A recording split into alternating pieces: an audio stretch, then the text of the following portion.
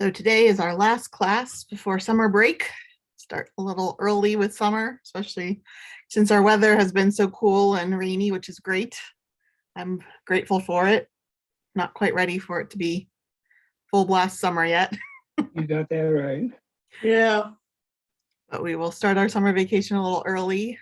Next week, I am going to be busy helping the kids' school get their act together for their spring musical. So they're doing Aladdin at Reading School of the Arts. If you know anybody that likes the little shows, you can have them come. It's going to be a lot of fun. And then I've also got Project Homeless Connect coming up on May 17th that I'm coordinating.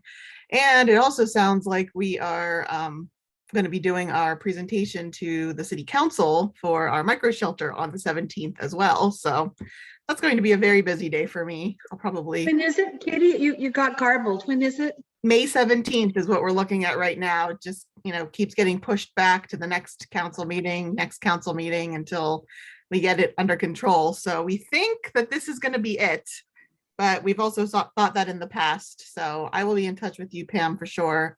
Okay. Because we still want to see if we can get you to come up and say a few words. But everyone will be informed about exactly what that looks like. And I'm making, Linda bought me this, you can't tell, but this is a sheet of stickers and they're pre-cut circles. And I'm going to make little stickers for us to wear at our council meeting to match the banner that we have out front of the church. So Cool. I'm working on that today. But anyway, let's get into our question for today. So our last question before we head into summer break is the question, why didn't Jesus stick around after the resurrection? So this was a question that was submitted by one of our members, and so I thought we could take a look at this one today. Originally, I had scheduled it for Easter week. It was supposed to be last week, but because I had that illness a little while back, it got pushed back by a week, but we're still in the Easter season, so it works out just fine that we can talk about the resurrection during this season. So as usual, we start with our assumptions. And when we ask a question like this, we have a few things that are within the question itself that I think are assumptions that the question makes.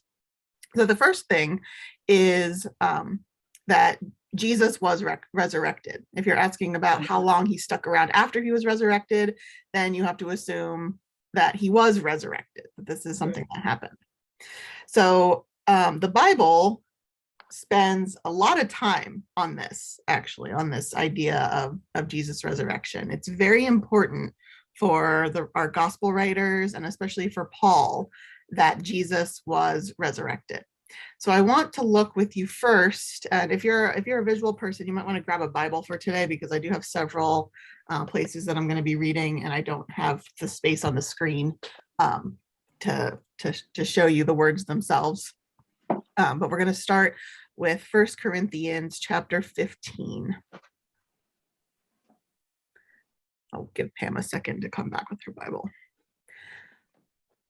I always enjoy some of Pam's different translations in her Message Bible. Mm-hmm.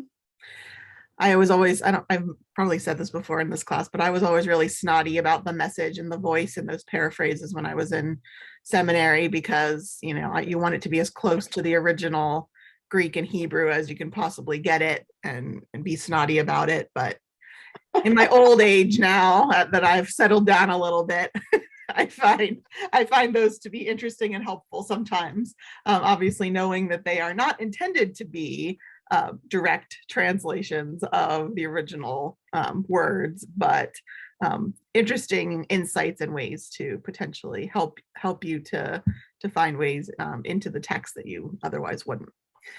So anyhow, 1 Corinthians chapter 15, and I'm going to read to you verses 3 through 7. This is Paul. He says, "For I handed on to you as of first importance what I in turn had received." We're on 1 Corinthians 15.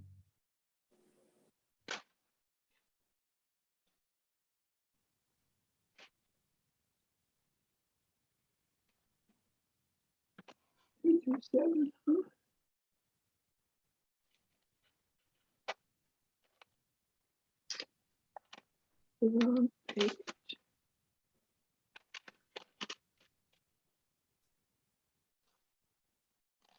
Okay, I'm there.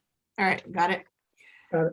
So here's the important part: that Christ died for our sins in accordance with the scriptures, and that he was buried, and that he was raised on the third day in accordance with the scriptures, and that he appeared to Cephas, then to the 12. Then he appeared to more than 500 brothers and sisters at one time, most of whom were still alive, though some have died. Then he appeared to James, then to all the apostles. So what we have here is one of the earliest extant examples of the basics of the gospel message, the basics of the life of Jesus, or the message about Jesus, the events of Jesus' life. And it's very basic. And it's in a formula. We've got Christ died for our sins. That's the event. And then there's a proof. How do we know that he died? Because he was buried. And then we have another one in this pattern. He was raised on the third day. That's the event. And how do we know that? The proof is that he appeared. He appeared to Cephas, then to the 12, then to 500, then to James, then to all the apostles.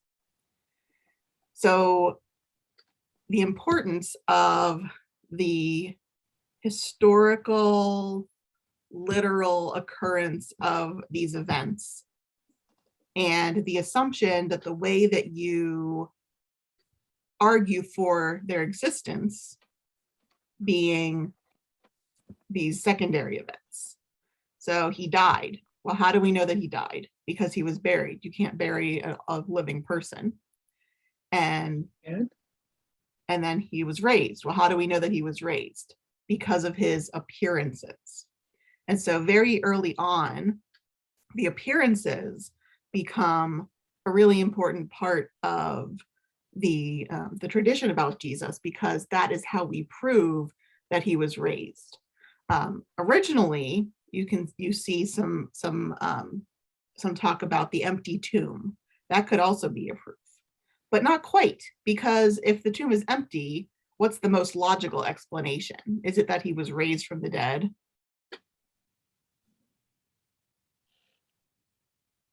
If you put a dead body in a tomb and you come back later and it's empty, what's the most logical explanation? Oops.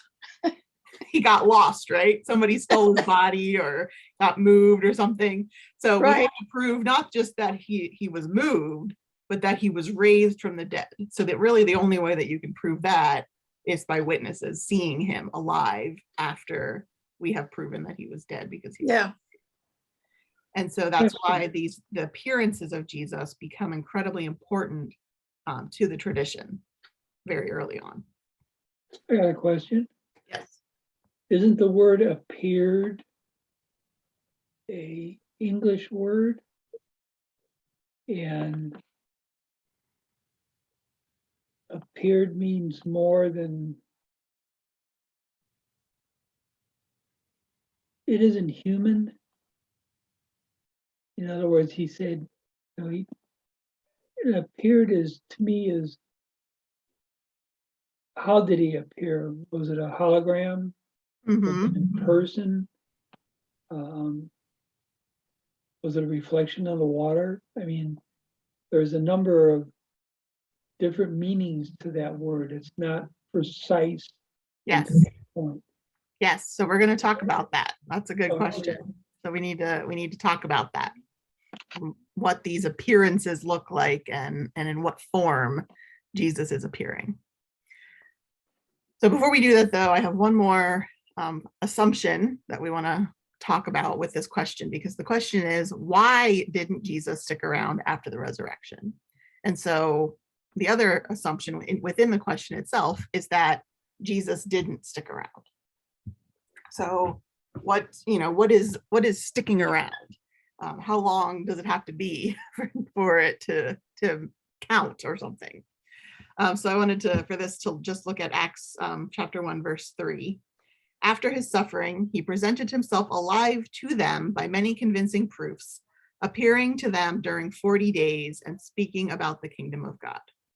So according to the scriptures, according to at least our author of the Luke Acts set of writings, Jesus appeared for 40 days with them, whoever them is, the disciples and the followers and all kinds of other people like that.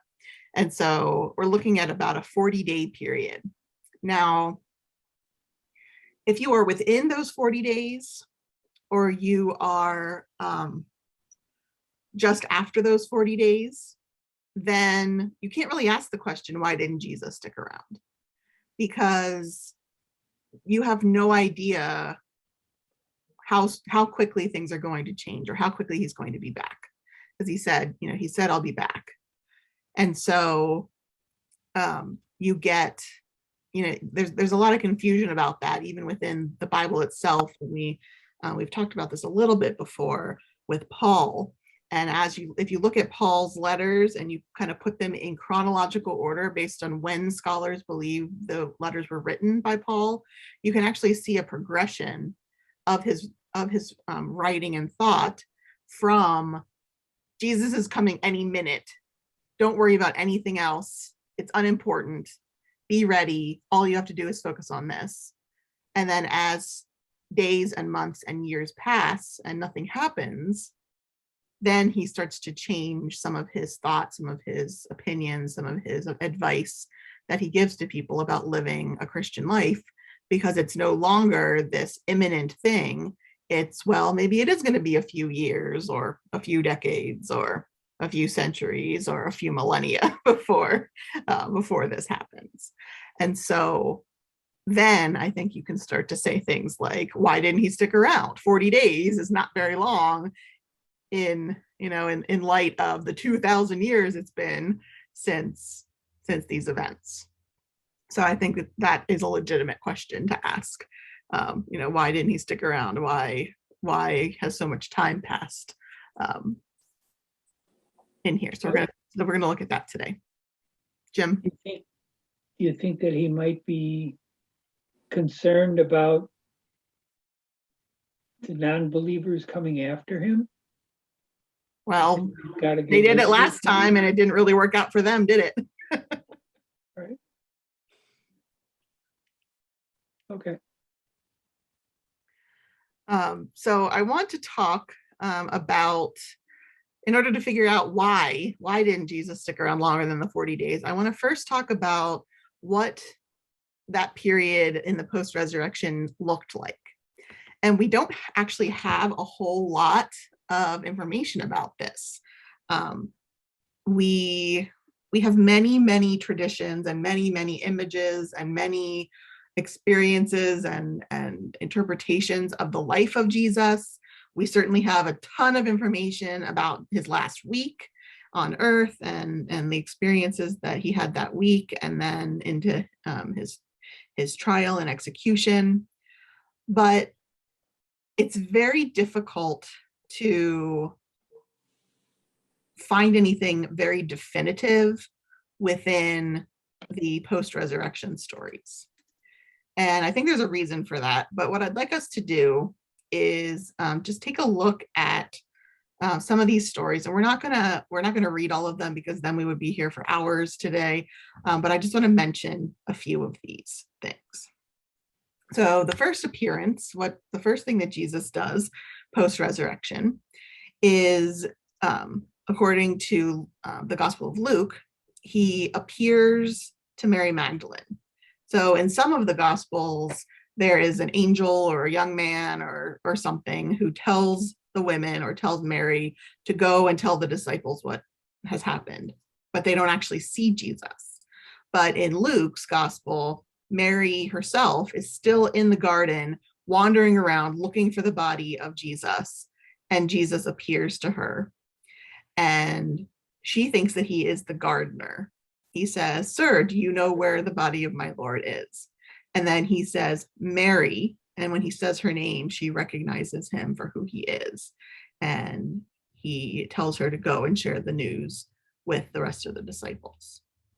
And so immediately, our earliest story chronologically, in terms of, the narrative itself, already we've got this interesting, like, why wouldn't Mary recognize him? This is somebody that she has followed, that she loves, is a very close friend of hers, her teacher, her master. Why doesn't she know him until he says her name? So we have to kind of keep that question in mind as we think about this. And then Jesus tells her to go and tell other people. That's his main concern, is not, not explaining anything to her. It's not, giving her the information that he needs her to have to move forward. It's go and tell them what you've seen. Go and tell them that you've seen me. So we have to just kind of keep those things in mind as we're thinking about this. Then chronologically, in terms of the narrative, the next thing that comes up is the story of the road to Emmaus. This is the same day, they say, later that same day. And there are two disciples who are traveling on the road to Emmaus, and they run into this other traveler, and they walk together, and they tell him about how they've heard these strange rumors about this Jesus fellow. And then he tells them all kinds of things and kind of explains to them how this Jesus person fits into the Hebrew scriptures, and explains to them how they are to interpret the Hebrew scriptures in light of what they now have heard about. But again, they don't recognize him. They don't know him. Now, we don't know who these disciples are. We don't know how close they were to Jesus, if they were, just kind of part of the thousands of followers, or, who exactly they were. But you would think that, this is a pretty famous guy. That would be like, you're walking down the road and you meet somebody and you're talking and getting to know each other a little bit. And then later you find out that it was like the president of the United States. Like, everybody knows who that person looks like, what that person looks like. Everybody knows who that person is. And so it's pretty unlikely that you wouldn't recognize him if you met him on the street. So again, we've got this mysterious situation where they don't know him until he does an action that kind of triggers their recognition. Then, in terms of the chronology of the narrative, we have the story of the locked room in Jerusalem. First the 10 disciples, because Thomas isn't there, and then the next day Thomas is there, and then there are the 11 disciples in the locked room. And it's interesting to me in this particular story that the disciples are still in Jerusalem. Jerusalem is not a safe place for them at this point. They are all from Galilee. They're all fishermen from Galilee, or some of them have other jobs, but many of them are fishermen. But none of them are really from Jerusalem. And so why are they still there? What are they waiting for? Their master, their teacher, is dead, and they're not from here. Sticking around in Jerusalem could very easily get them arrested and killed too, because they're part of this same conspiracy that Jesus was killed for. And so why didn't they leave right away? What are they waiting for? Why are they still there? So that's another question, particularly because Mary was told in the story to tell them to go to Galilee, that Jesus would meet them in Galilee. And so they've heard about these strange events. They're confused, they're scared, but they're waiting for something. They're waiting to see what's going to happen next. There's some kind of faith exhibited there. They don't know what it is, but they're waiting to figure out what's going on. Even Thomas, who isn't in the room with them, is still around, that they can, get him and bring him back to the room on a different day.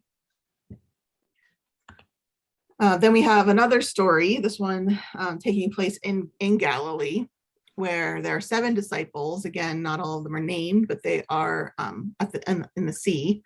They're trying to catch fish, very similar to the call story of many of the disciples, catching people, and put your nets on the other side and you'll have more success with catching fish, and it happens. And it's the same thing again. They think that that they think that they're, seeing a ghost, or they're not sure what's going on here. But they figure out that it's Jesus because of, the same miracle that they were called with is now happening again. But they're still not sure, is this person physically real? Is he a ghost? What's going on? But then Jesus has breakfast with them. And so it kind of takes us back to that appearances thing. There needs to be that proof of physical resurrection, that he's not just some kind of spirit or apparition or vision. He is a physical being that can eat, that can be touched. In the case of the story of Thomas, that kind of thing is an important part of the tradition for the people who are telling these stories, because they want to make sure that we do not get confused. This is a physical resurrection. This is a bodily resurrection. So then we finally get to kind of the end of the list of appearances, and we have the 11 disciples are in Galilee, and Jesus gives them the Great Commission. Or in another story, the disciples are told to stay in Jerusalem because they're in Jerusalem at the time, and they're told to stay in Jerusalem because the Holy Spirit is going to come to them. And that's the story of Acts. So depending on whose story you read, the ascension takes place either in Galilee or in Jerusalem. But there's the same lifting up of Jesus' body into the clouds somehow. It was really interesting when I was putting this PowerPoint together, because I got to the part where I was talking about the ascension. It was the same slide as last week when I was talking about Jesus being an alien. And so I had some of the similar readings because we talked about Jesus being lifted up into the clouds, and I got confused. Like, did I already put something in here? This isn't the verse I wanted. And then I realized that it was from last week. That was kind of funny. So we this is kind of the stories that are collected together about Jesus's resurrection and his post-resurrection appearances. Now you notice there's not a whole lot here.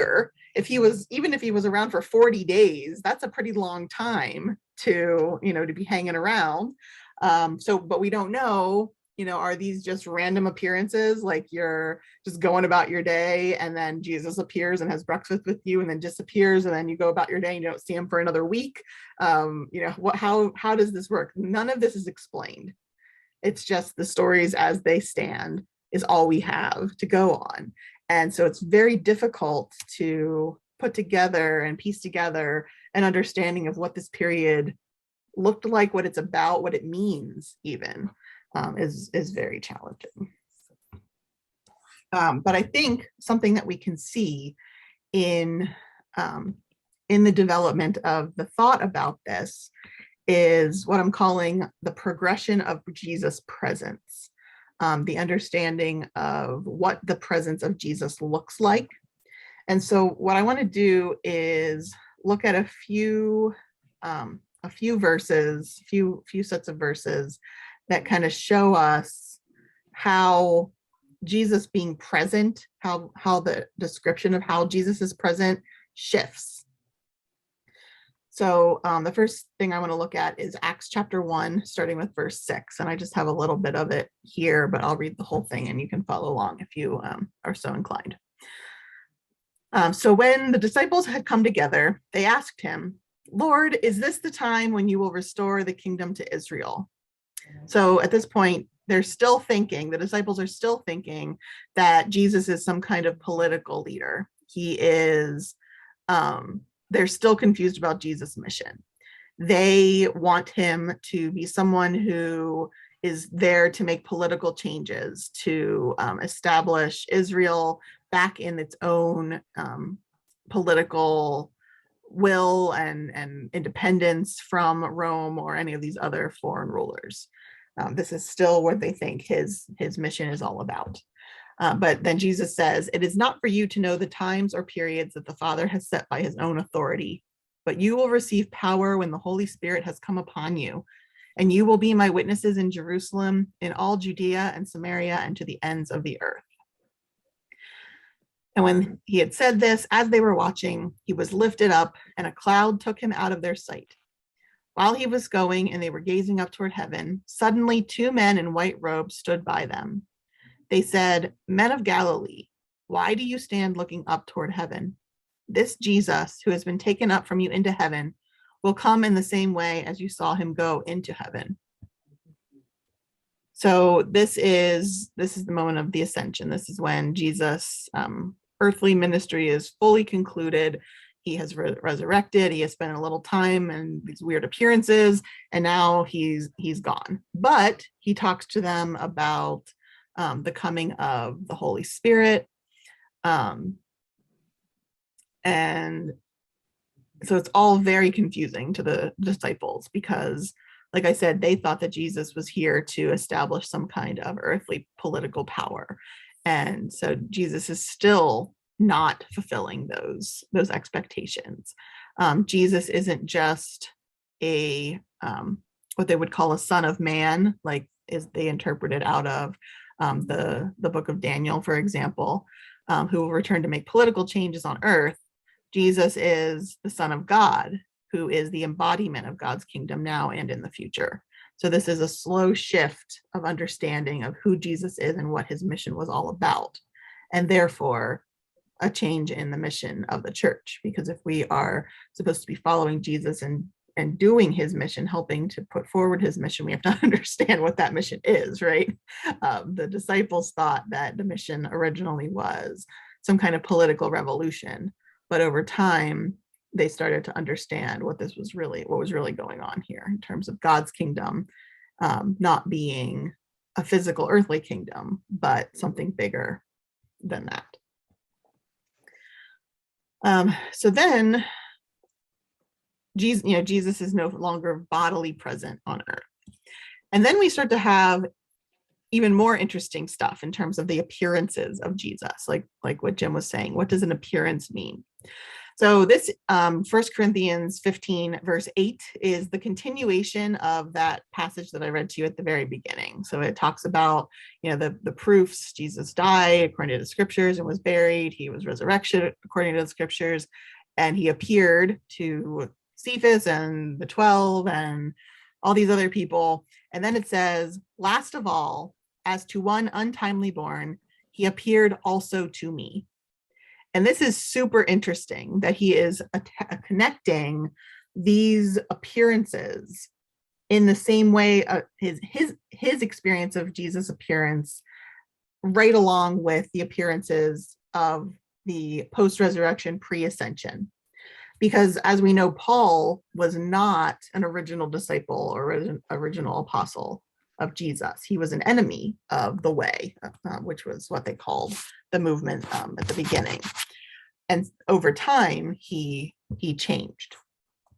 And so I want to read to you now the passage from Acts chapter 9 that describes this appearance that Paul is talking about here, that he experienced. So again, I've got some of it, but I'm going to read you the whole thing. So now, as Saul was going along and approaching Damascus, suddenly a light from heaven flashed around him. He fell to the ground and heard a voice saying to him, "Saul, Saul, why do you persecute me?" He asked, "Who are you, Lord?" The reply came, "I am Jesus, whom you are persecuting. But get up and enter the city, and you will be told what you are to do." The men who were traveling with him stood speechless because they heard the voice, but saw no one. So this experience, this appearance of Jesus, is within Paul's argument similar, parallel to all of these other appearances. The physical appearances, the appearances where you could touch him, the appearances where he could eat food. Clearly, this is a very different kind of appearance, right?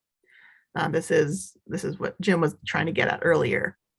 It says, the men who were traveling with him stood speechless because they heard the voice but saw no one. So it doesn't say whether they saw the light from heaven. It doesn't say whether Saul saw anyone other than the light.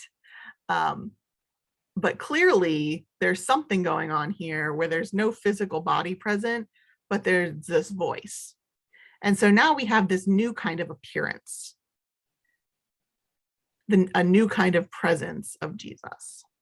Jesus is now not present physically, bodily, but he's present in some other kind of way. But his voice can be heard. So how does that fit in?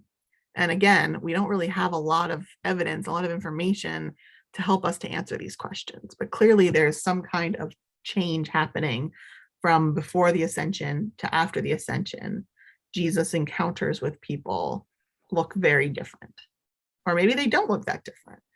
Because Paul tries to put them all in one list. Now, we do have to remember that Paul is trying to make an argument here. He wants to assert his authority as a true apostle. And so because the people wanted to see that the apostles were the immediate kind of philosophical descendants of Jesus, people who learned directly from him, people who encountered him directly.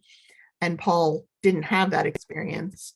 That his experience on the Damascus Road is the closest he could get to claiming, well, yes, no, I can't say that I followed Jesus, that I was with Jesus the whole time, but I am an apostle just like they are, because I did have this encounter with Jesus. I met him on the road to Damascus. So what does it mean to be able to say that you've met Jesus? Do you have to have met him when he was still alive before his resurrection, or do you have to have met him when he was still on the earth physically with a body after it was resurrected, or does this count too? And Paul was trying to argue that yes, this counts, but that's because other people were saying that it didn't count. And so what counts as an appearance? What counts as the presence of Jesus are all questions that are floating around in here that people were arguing about then, and we continue to argue about today, even because we aren't really sure. So this question, when we're talking about why didn't Jesus stick around, we have to think a little bit about the requirement of Jesus transition in this way from a particular kind of bodily presence to this new kind of spiritual or different type of presence. And so I asked the question, why did Jesus have to leave? And the trouble with this is, if we're talking about God never really has to do anything, right? And so none of these things that I'm about to say are going to be leak-proof proofs of course, Jesus had to go. But I want to share some of these ideas with you, because these were some of the things that the early apostles and the early Christians and I mean, even still today, we obviously are talking about this in this class. So we're still asking these questions. We're still trying to wrestle with this, but some of the arguments that were made and continue to be made in terms of why Jesus had to leave. So the first thing I want to talk to you about is, again, that physical resurrection. But somehow there's something going on there that indicates that there's something different, that it's not still just the same body, the same old Jesus with the same face and everything, because otherwise the people would have recognized him, right? There's something that's different. There's some kind of change of state. And so I want to read to you from, again, from 1 Corinthians, this time from chapter 15, starting with verse 12. And this is Paul's argument about resurrection in general, and how Christ's resurrection and his physical resurrection is necessary for the faith that they have. He says, "Now, if Christ is proclaimed as raised from the dead, how can some of you say there is no resurrection of the dead? If there is no resurrection of the dead, then Christ has not been raised. And if Christ has not been raised, then our proclamation has been in vain and your faith has been in vain. Excuse me. We are even found to be misrepresenting God, because we testified of God that he raised Christ, whom he did not raise, if it is true that the dead are not raised. For if the dead are not raised, then Christ has not been raised. If Christ has not been raised, your faith is futile and you are still in your sins. Then those also who have died in Christ have perished. If for this life only we have hoped in Christ, we are of all people most to be pitied. So here is Paul's argument about the physical resurrection of Jesus and kind of the reason that the events as they occurred had to occur in that way. If Jesus was not physically raised, then we cannot be physically raised. Mhm. But physical resurrection isn't just resuscitation. It's not just a return to the same state as before. It says, if Christ has not been raised, your faith is futile and you are still in your sins. So there's some kind of transformation. There's some kind of change of your state of being when you are resurrected. And so there's a sense that the events of Jesus' resurrection and ascension are necessary because in his resurrected state, Jesus no longer completely belongs on earth. There's something different about him. He has been transformed in such a way that this is no longer where he belongs, where his home is. I think it was on Easter Sunday, Bob did a little children's message talking about where things belong. Did you put it where it belongs? And Jesus did not belong in the tomb because he wasn't dead. And so you find him in the world. But Jesus also, in his resurrected state, doesn't belong on the earth in a human body in the same way that the rest of us do. He belongs elsewhere. And so that can kind of take you down that logical progression toward explaining why Jesus had to leave.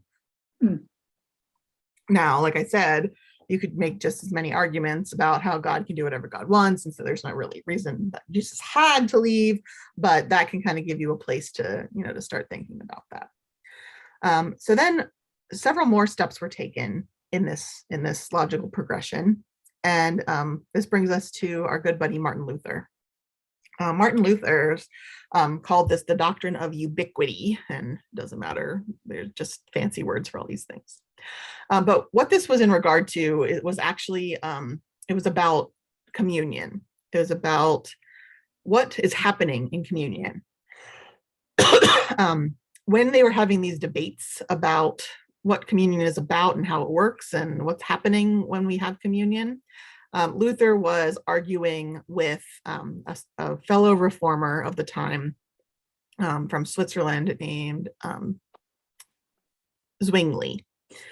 And Zwingli was ended up being of the Reformed strain of the Reformation, while Luther was, of course, of the Lutheran strain. But when they were trying to work together and kind of figure this all out and have one Reformation, they were arguing about this.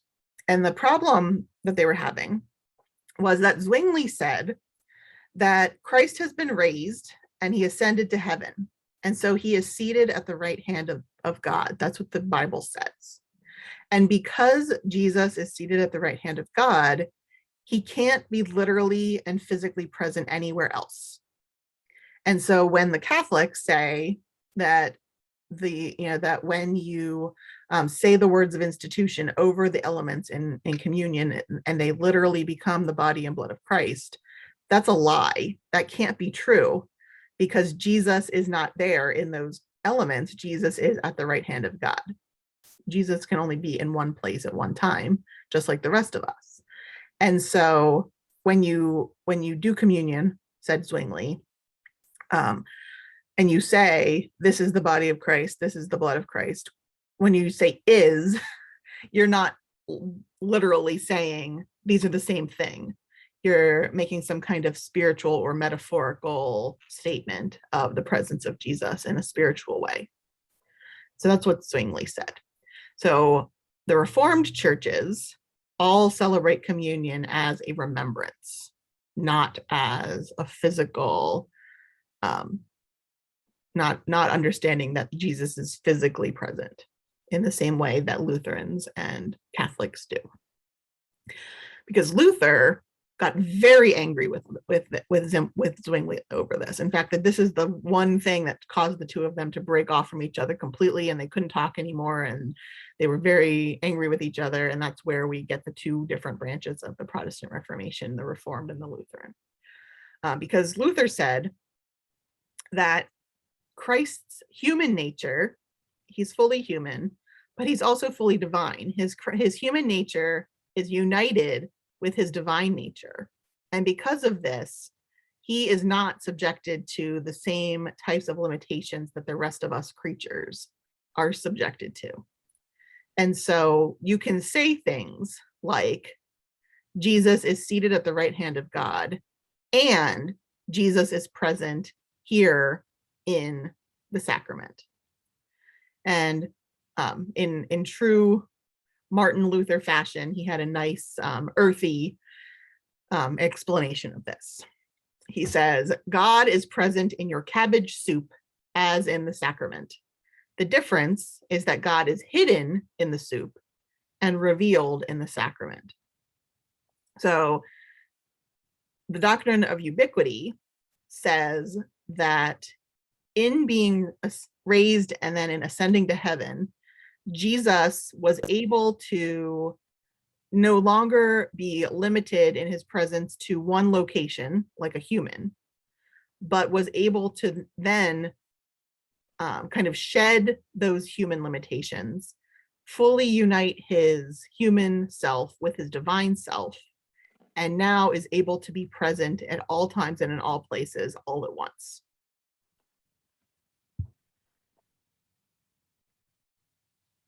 So if we give, like I said before, if we kind of overlook the fact that God can do whatever God wants to do, and we kind of look at it logically, then the argument is that if Jesus had stayed, if Jesus stuck around for weeks or months or years or decades or centuries, then he would have been limiting himself to that one place at one time that his earthly body had that kind of limitation.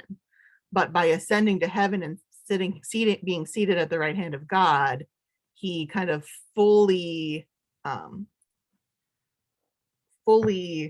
embraced his divinity, and then was able to do this whole ubiquity thing, this omnipresence thing, being present and available in all times and all places, not just in a spiritual way or a metaphorical way, but in a real, tangible, physical way. And so when we take communion at the Lutheran Church, and this is something that Bob and I argue about all the time, because I don't agree with Luther on this, but this is what Luther says, is that Jesus is physically present in the sacrament, and Jesus is physically present in your cabbage soup to nourish you and to be part of you and be with you. And so this is another reason why Jesus, quote unquote, had to leave, so that he could kind of transcend his that limitation of how we understand that, if I go and I get on an airplane and I fly to Jerusalem, I am no longer in Redding, California. That's just the way it works. I have that limitation. But Jesus no longer has that limitation, according to Luther, because he has ascended to the right hand of God and now can be present everywhere at once. So does that make sense? Yeah. Enough? So that's another thing. And then there are a couple more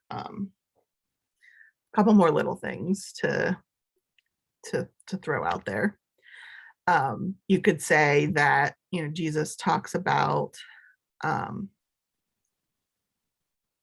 several of these things in John chapter 16. So I just want to throw out these couple things. He says, oh, where's the rest of my reading? Oh, there it is. Oh, that's interesting.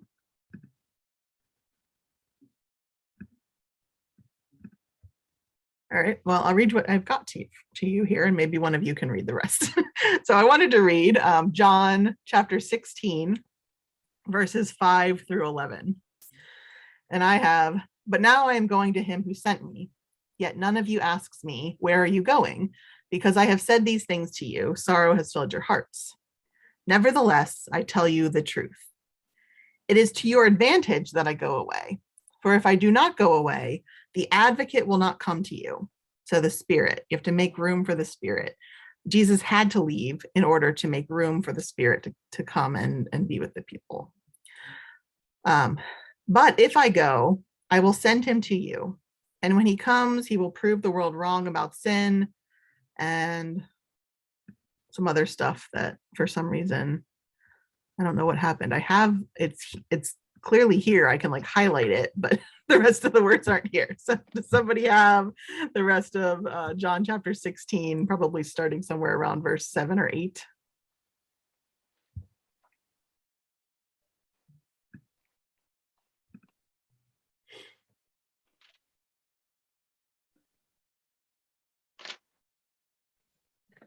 I've got one.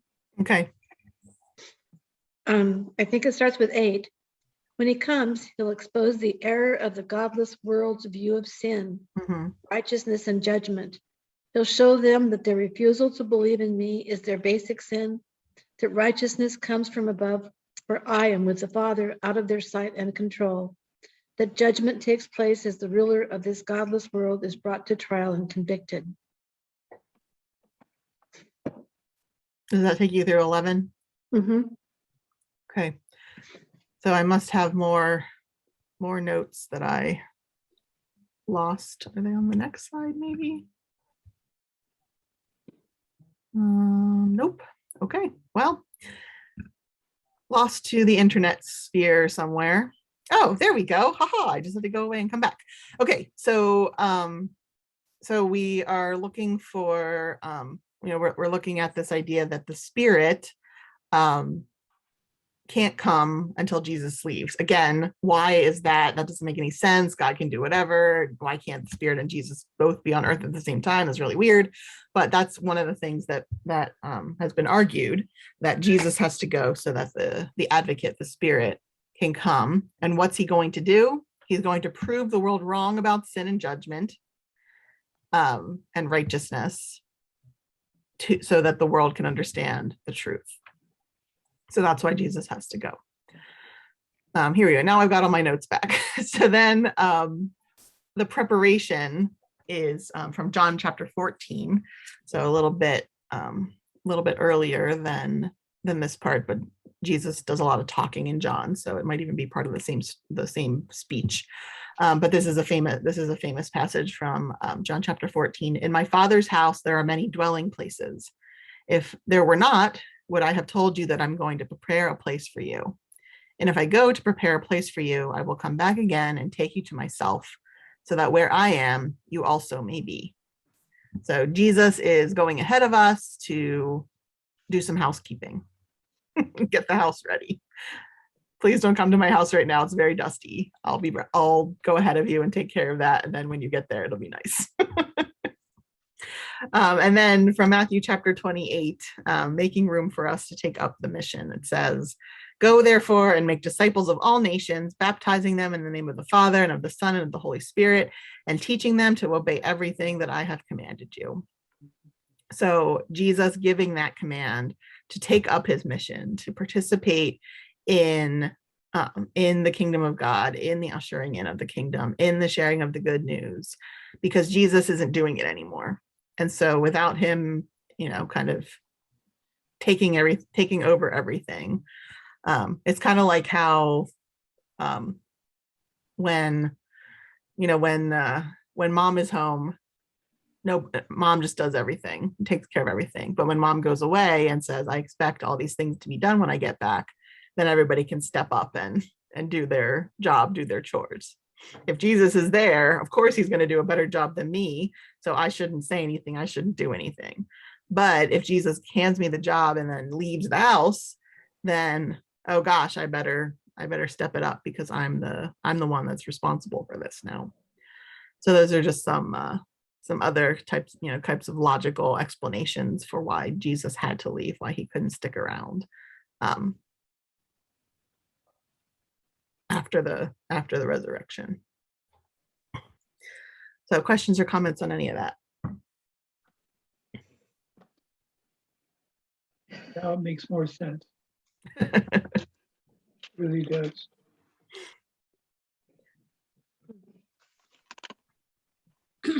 I think it's interesting that that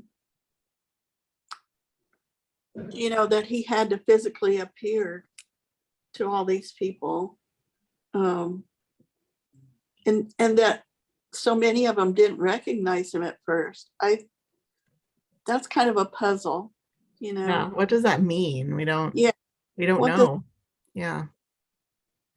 Does that mean that everybody that goes to heaven is going to change that way? And I don't know what to read into that. Yeah. Or not to read into it, but to understand it. Yeah, I mean, there's so many different things that you could assume from that may or may not be helpful or may not be true. Like what you were just talking about with the appearance of the person. Does that mean that in heaven nobody knows each other and you don't realize that you ever knew each other before, or you have to do some special thing like run around saying the names of your loved ones so that they can recognize you sometime when they get there? Or what does this mean? We don't know.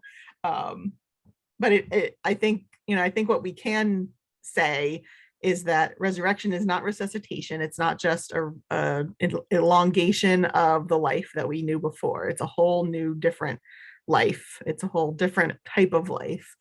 And hopefully it's better. We can trust that it's better than this life, or at least closer to what God intends for us than this life. So it really has a contrast with Lazarus. Yes. Because he was just brought back to life. Correct. He was resuscitated, not resurrected. Yeah. We've been reading Living Buddha, Living Christ. And in his last chapters, he's talking about manifestation. And it seems like this change kind of goes along with manifestation and how that can be different. You just, depending on the time of life or the period of the seasons, things are manifested in different ways. It's just a thought. I'll work on that. Yeah, that our experience of Jesus also changes over the course of our life. So that's a really interesting point to think through. That's not something I've ever thought about, but the way that Jesus appears to us is not just on Jesus, it's on us too, right? That who we are when we receive Jesus is different every time. And the disciples were different when they received him. Even if it was only a couple days later, they had gone through this trauma of losing their teacher. They had dealt with this danger. They had had to face their own shortcomings and fears in terms of how they abandoned him and how Peter denied knowing him to save his own skin. These are different people even 3 days later than they were. These are different people on Sunday afternoon than they were on Friday or Thursday. And so how they receive Jesus is different than it was before. So I like that. That's interesting. Interesting to consider. Yeah, so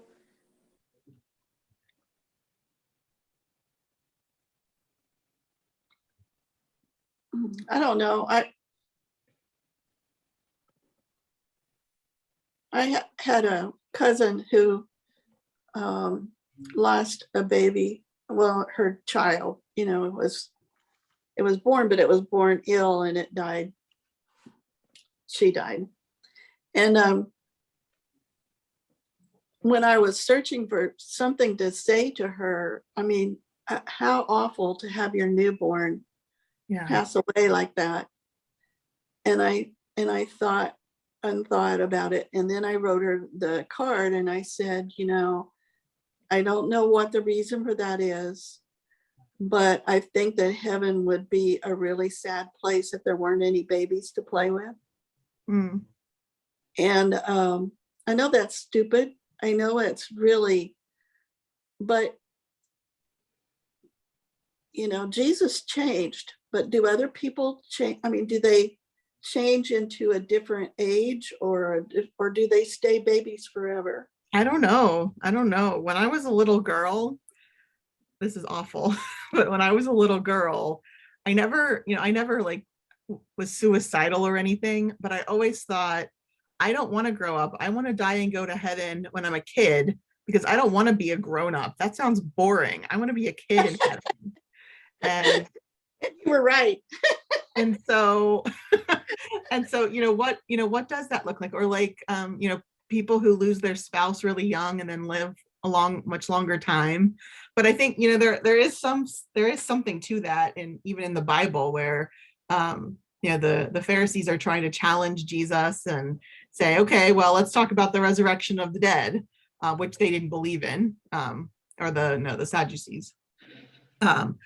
And so they're asking all these questions. All right, so this woman, her husband dies and she has no children, and so she marries the brother of the husband, and then they have no children and he dies, and then she marries another brother and then they have no children and he dies, and she marries all these brothers. And so who is she married to in heaven is their question. And Jesus basically just tells them that they're asking the wrong questions. They're focusing on the wrong thing, that in heaven, no one is married or given in marriage. No, the social structures of earthly life are not present in the kingdom of God. And so stop trying to trick me. But I think there's something to that whatever, when we believe in a good God and we know how important our relationships are, and especially our familial relationships are, I think we have to trust that God will do the right thing by those relationships. They're not just over, but we also have to be aware that it's not the same thing. It's not it's not resuscitation. It's not just a continuation. And so what will we look like? Will we look like anything? Will we have eyes to see things? I mean, we have no idea. But I think it's a sign of a healthy faith to ask questions like that and to ponder, possibilities. I mean, very few of us, I think, want to spend eternity in the body that we had it when we died, because so many people die of the ravages of cancer and age and all sorts of things like that. And so I don't think that that has anything to do with who we are at the core. Like, who are what makes me at any given moment in terms of this world. I'm made up of different molecules. I'm way more or less, or have eaten well or poorly, and my body is made up of different stuff. And so which one of those states is the one that is going to be part of the resurrection? That's not the right question. What is the right question? Sometimes I don't know, but Jesus tries to point us away from getting too wrapped up in that stuff. I don't think there's anything wrong with it and pondering and talking about it, but I think we have to try to keep in mind and looking at Jesus and looking at some of these stories of the post-resurrection and the ascension kind of can help us in some ways, but it also brings more questions than it answers, I think, sometimes too, because we don't know a lot of things. Well, no, but we like to control things. Oh, yes. Yes, we do. That's for sure. All right, well, let's wrap it up for today. Get y'all on your way here. So why didn't Jesus stick around after the resurrection? Well, in the ascension, Jesus kind of completes the reconciliation, the unification of humanity and God. Now the concept of creatureliness has been elevated, has been deified in some way, because the human Jesus represents all of us and is seated at the right hand of God. In the same way that Jesus, in descending and being incarnated, brought God to us. And so I think that's kind of, you can see it as part of that circle, that cycle that needs to be finalized, that Jesus brought God to us and then brings us to God. We have that kind of understanding. I think it gives us what we have to look forward to in some ways. Jesus is going to clean house. Jesus is going to prepare a place for us. Jesus is going to transform us so that we don't have to worry that we'll go to heaven and be old, boring adults. We don't have to, think that we wouldn't want to be dead as children so that we can be children forever in heaven. We can see just a tiny fraction of a glimpse of what the future is going to be, and know that it's going to be something better than and more important than, and in a sense that we can't even comprehend at this point, from where we are. And then I think, at least for me, most importantly, is making that space for us to participate in the mission of God. And so for today, I want to wrap up with John chapter 13, verses 33 to 35, which says, "My children, I will be with you only a little while longer. I give you a new commandment. Love one another." You notice this is not a new commandment, but love one another. "As I have loved you, so you also should love one another. This is how all will know that you are my disciples, if you have love for one another." So Jesus didn't stick around for question. We don't really know exactly why, but we can be grateful for the space that we're given to work out who we are and our relationship with God, and not to be forced into that relationship, but to have this direction, to be told, this is how you honor me. This is how you live into the people that you were created to be, by loving one another. And this is Jesus' final commandment, most important commandment.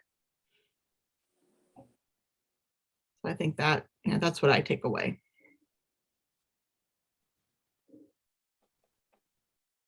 So, questions, comments?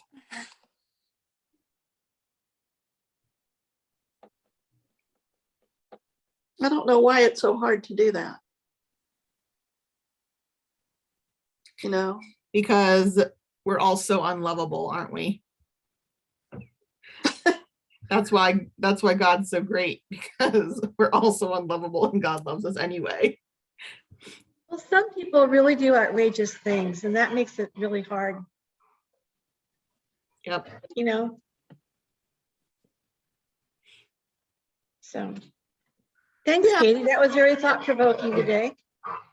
But if you see somebody, I always believe that if you look at anyone, you can see God in them. You can see, but we don't really look at people, and we just make a judgment based on what they look like. But I read a letter from a woman who said, "You need to know that my son is living on the street. He and this is why, and it's because he had some mental health issues that prevented him from getting the help he needed. He needed medication, but he wouldn't do it. And she said, I know that people look at him and they think that he's just worthless and that, he's dirty and all these other things. But she said, that really isn't who he is. And I don't know why we have such a hard time seeing that. Like the little houses that we're building. I mean, the people that come there are not going to be, I don't think they're going to be as nice and sweet and everything as we want them to be. Mm-hmm. But I think the first step is we have to accept people the way they are and go from there. And everybody's got a story, Mm-hmm. But then the complication of, the command is simple, right? Love one another. But then when you try to do it, what does love look like in that situation? Yeah.